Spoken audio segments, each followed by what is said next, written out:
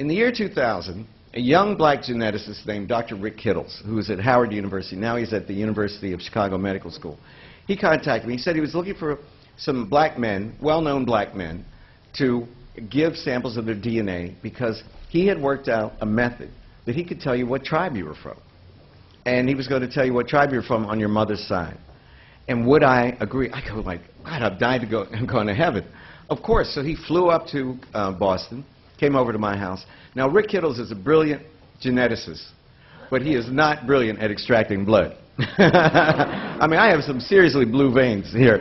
And my blood, I've had 1 million operations, and it's easy as pie to find my veins. About an hour later, when Rick stabbing my arm, I realized why I was the first black man in the sample to have my DNA tested. Because all these other brothers had said no. So he takes my blood. Now, at that time, now, if you take the DNA test through Family Tree DNA or 23andMe, you just spit in a cup. Or you swab, with a Q-tip. But then, to get enough DNA, they had to take a huge, compared to now, sample of blood. So he takes my blood back to Washington, ships it to a lab in Arizona, and I don't hear anything. Like 6 months come and go. So finally I called him. I want my Kunta Kinte moment, man. I want to know what tribe I'm from. And he said, he answered the phone, and he said, oh, I was just getting ready to call you. And he said, he said, the results were so anomalous that we had to run them several times. But he said, because you are we've tested 2,000 people in our database, and you're the only one who is descended from the great Nubian people. Now, all African Americans want to be either Zulus, like Oprah, or Nubians. Why? Well, why Zulu? Because, Shaka Zulu, the Zulu kicked the English behind for years and years and years of the Boer Wars. So they were like the ferocious people. The Nubians, people argue all the time about what the ancient Egyptians look like. Well, newsflash, they probably look like they look right now. And they did not look like Michael Jordan, okay? Like, as much as I love African-American culture, they did not look like that. But they always fought with the Nubians, and the Nubians are always represented as darker, more quote-unquote negroid, as we used to say, in Egyptian art. And Nubia runs between Khartoum and the Second Cataract, the Aswan Dam, what's now the Aswan Dam. It was a great civilization, and they fought all the time, and the 25th dynasty is the Nubian dynasty. There's no doubt that black pharaohs ran Egypt between about 725 BC and 650. The two great pharaohs were Pianki and Taharka. And if you Google Taharka, he's in the Bible. He's in the book of Isaiah. So, these guys exist. They were brothers. So everybody wants to be descended from the great Nubian people. But the only one he ever tested was me. And Malefi Asante, my buddy, Malefi is the king of Afrocentricity down there at Temple. I called him, and I said, Malefi, you are talking to the Nubian prince right here. I'm standing there, and I get this idea. It was like a bolt of lightning. I could do a series in which I could get 8 prominent African Americans, and I could do their family tree back to slavery, and then when the paper trail disappeared, I would do their DNA. I swear to God, it just came to me right in the middle of the night. So the next day, I called Quincy. Now, you see, Quincy was obsessed with genealogy because he had scored the music for Alex, for Roots. And he wanted to know his family tree. And he has complex ancestry.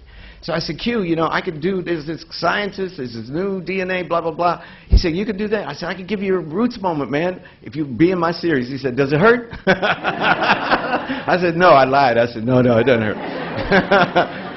I said, are you down? He says, yeah. I mean, Quincy is a warlock. Because he was a jazz musician, he's awake all night. Even now, he'll be awake till dawn, and then he goes to sleep. So I called him at 3 o'clock the next day, because that's when he gets out of bed. And so he said, man, this is cool. He said, I'll do it. I said, okay. I said, now who's his best friend? The big O, Oprah, right? So I said, oh, good, Quincy. I said, now, would you ask Oprah if she'll be in it? He said, no.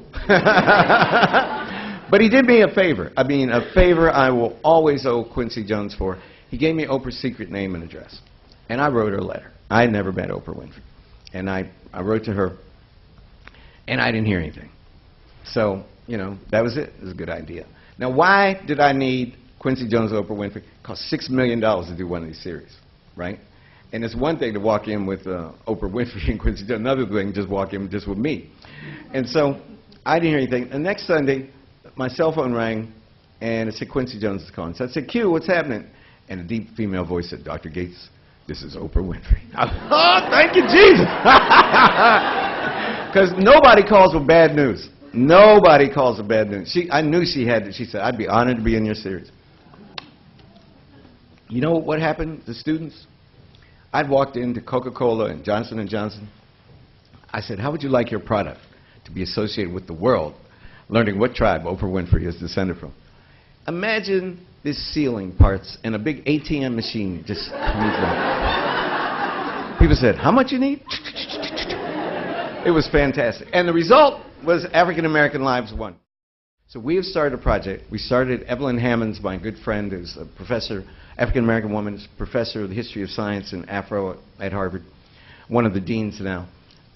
We started this working group when we bring together Troy Duster from NYU and 40, 50 people, George Church, Eric Lander, scientists, social scientists, and humanists.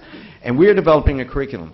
When we were going to, if we walked into an inner city school, Kim, and up in Harlem, and we said, today's lesson is Watson and Crick and the double helix, people would say, get out of town. Well, you're so pretty, they'd say you could stay, but I'd have to get out of town, okay? But then, if we said, see this Q-tip? We're going to swab your cheek, and in 6 weeks we're going to tell you what tribe you're from in Africa.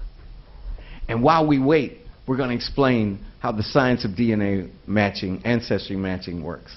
We're going to study the history of slavery. We're going to study the 50 ethnic groups that were dominant in the slave trade. And when you get your results back, whether it's you're from Ireland or you're from the Yoruba people, you're going to do a PowerPoint presentation on that ethnic group and the history of the slave trade and how you ended up. And each week while we wait for those 6 weeks, you're going to do your family tree. And the first week you're going to start with you, and then you're going home and interview your mother and your father, and then you're going to add that rung, and then you're going to interview your grandparents and then your great-grandparents with the oral stories, and then we're going to go back to the censuses, which are all public back to up to 1930. We're going to teach you how to do archival research, because what is your favorite subject? Your favorite subject is yourself. And there is no greater, more penetrating way to explore the wonders of the self than through genealogy and through genetics. And I hope, I mean, what child would not be turned on by learning about herself or himself through this new curriculum? And so my hope, my ardent hope, because we are failing particularly black and brown and poor children in our public schools. Half of all black kids do not graduate from high school. Half. And the percent that do graduate, there is an enormous percent are functionally illiterate, meaning they cannot read the front page of the Daily News or the Post, let alone the New York Times, and pass an exam about it. So we are in a crisis. So without some kind of revolution, the best we can, in the way we teach fundamental things like science and history, we're going to continue to fall back, and we're going to lose this great race. So I'm hoping that with this technology and with this curriculum, we can take our people not back to the future, but black to the future. Thank you very much.